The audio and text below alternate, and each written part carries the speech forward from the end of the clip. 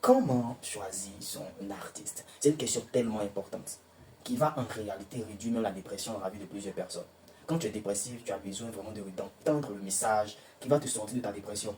Et souvent, la musique qui est vraiment dans notre culture, qui nous suit partout, véhicule des messages qui, au lieu de calmer même la dépression que tu subis actuellement, amplifie cette dépression.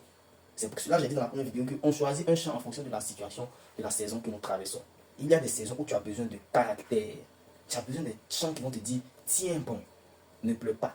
Il y a de ces saisons aussi où tu as besoin de rester constamment dans l'adoration pour pouvoir évacuer vraiment les mauvaises pensées, pour pouvoir maintenir ta foi.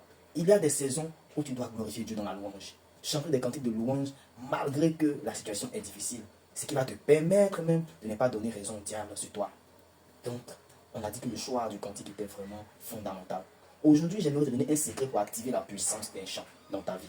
Parce qu'en réalité, le chant est un moyen de communication par lequel nous donnons même des prédications. Tu vas à l'église pour des prédications, ne pense pas que les textes musicaux sont des textes qui sont juste accompagnés de mélodies et c'est tout en passe. Non, ils sont censés être bibliques.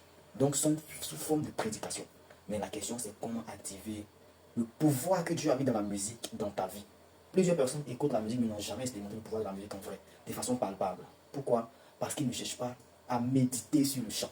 Oui, méditer sur le chant que tu écoutes. Méditer, c'est chercher à comprendre en profondeur les paroles du chant et de voir en même temps les conditions qui s'y attachent. J'aime le chant qui dit par exemple, il est hors de question que tu passes sans me toucher. Oh. Il est hors de question. Oui, champion.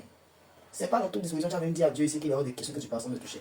Tu ne peux pas vivre dans une vie d'alcoolisme, de débauche, dans une condition où, à force de prononcer des paroles négatives, tu as rendu faible ta parole.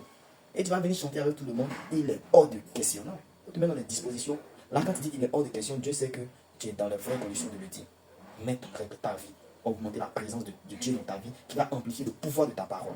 Quand ta parole devient puissante, quand tu sais que même à l'heure là tu te reproches, tu viens chanter, il est hors de question, la puissance du chant s'active dans ta vie. Ça, c'est le premier secret de cette vidéo. À suivre pour une deuxième vidéo sur un secret encore important pour activer la puissance d'un chant dans ta vie. Merci, c'était Robert Mélodie.